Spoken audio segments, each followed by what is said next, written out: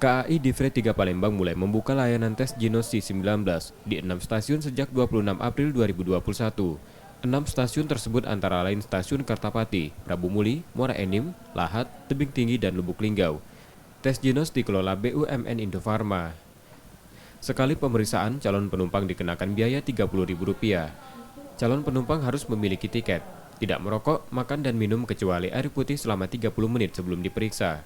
Hasil negatif tes Ginos jadi salah satu syarat melakukan perjalanan kereta api, selain tes rapid antigen. Tes Ginos C19 dapat dipakai untuk keberangkatan di stasiun yang melayani perjalanan KAI jarak jauh, dengan masa berlaku maksimal 1 kali 24 jam sejak pengambilan sampel. Ya mulai tanggal 26 April kemarin ya di 6 stasiun di Divre 3 sudah mulai melakukan pelayanan untuk pemeriksaan Ginos bagi calon penumpang.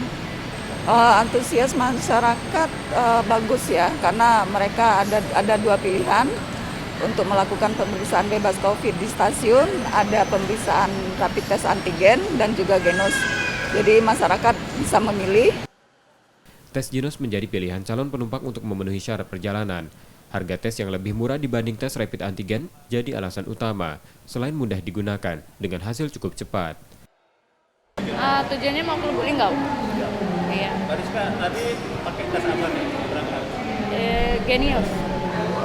Kenapa nggak pilih tes Ginos ini? Karena lebih murah sih dibanding swab.